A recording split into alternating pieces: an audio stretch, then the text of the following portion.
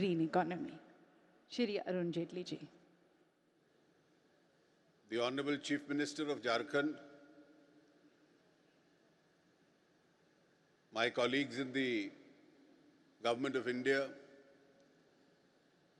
the Speaker of the Assembly, Ministers of the State Government, Captains of the Industry, Your Excellencies,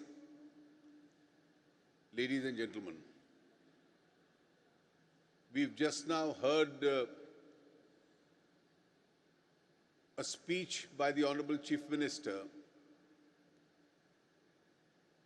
which displayed his determination to change the course of history and economic development of the state of Jharkhand. The Chief Minister did mention that on this very day today, 16th February, 105 years ago, the Tatas had chosen this part of the country for their first major steel investment.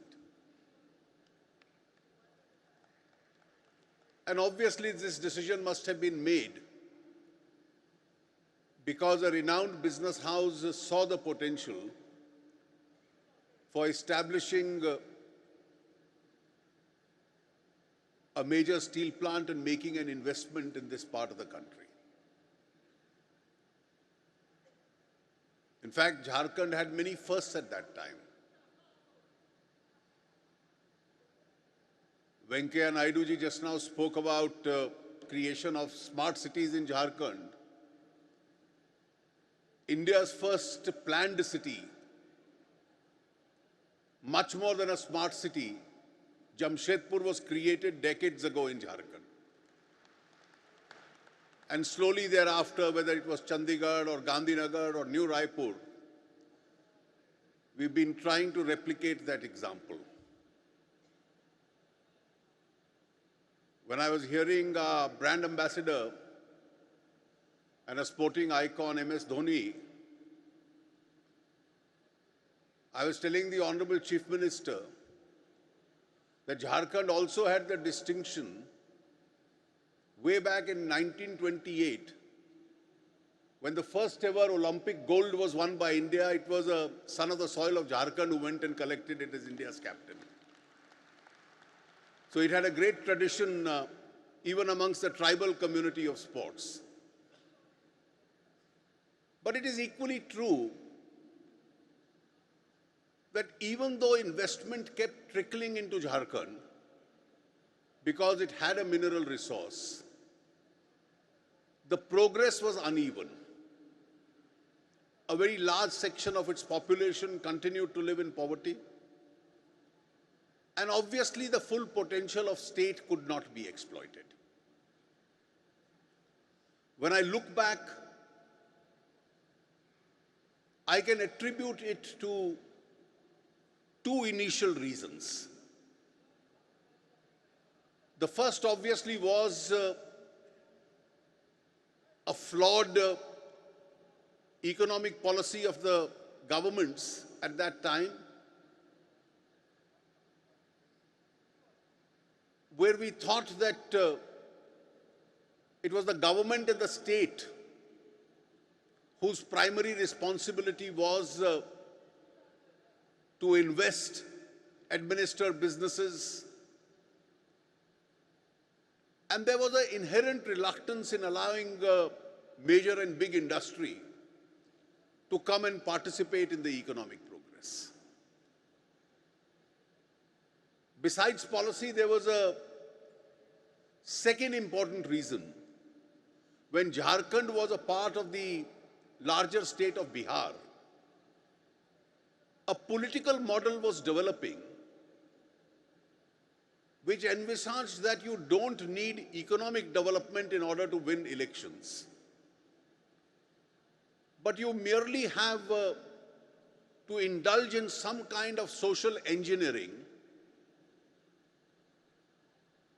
and by that process of social engineering you could win elections.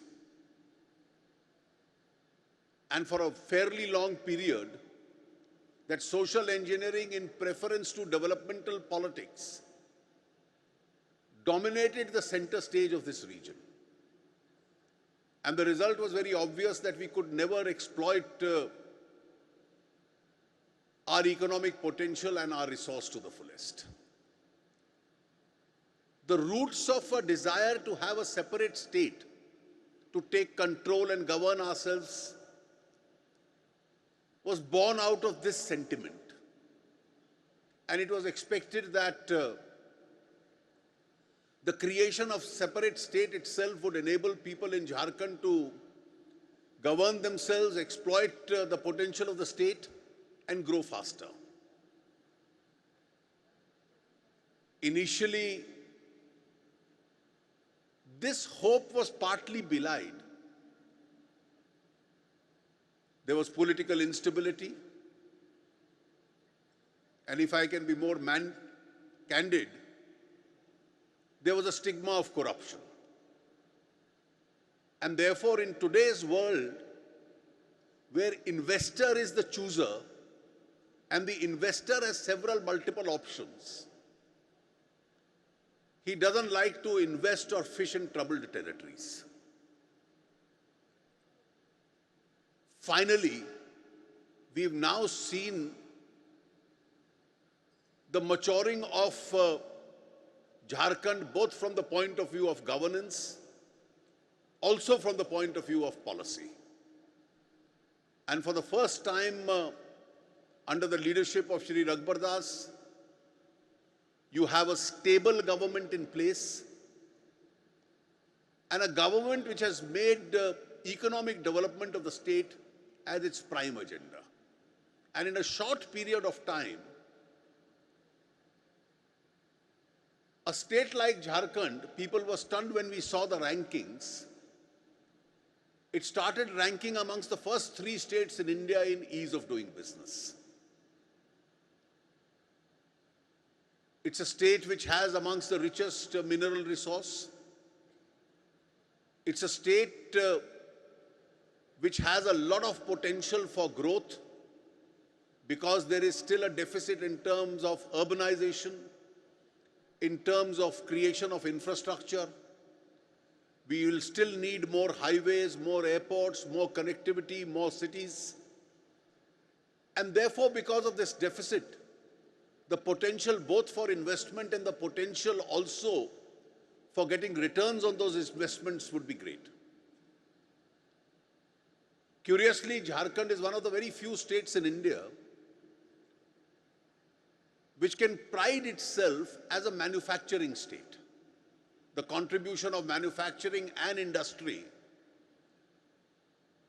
in Jharkhand is slightly higher than the services sector in the state. A phenomena which is very rare in India. And therefore, growth for potential in the services sector, as you have a manpower resource, more educational institutions, more cities, more hospitals, better services in several other areas. So the potential for growth itself is there. The Prime Minister has repeatedly mentioned, and it's a part of our national priority, that states towards the eastern part of India have historically had lesser development than those states towards the western. So if we drew a line through the center of India, there was always higher GDP growth to the west of that line rather than the east of that line.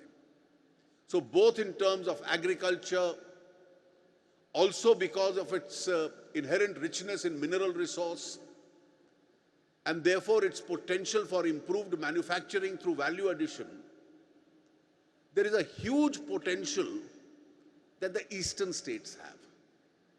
And amongst the eastern states, areas like Jharkhand, areas like Orissa, which have been blessed with this natural wealth, therefore have a much faster potential to grow.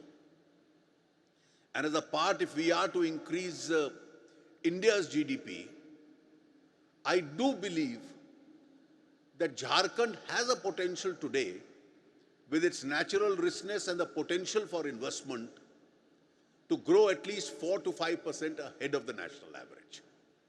Today, it is marginally about 1% above the national average.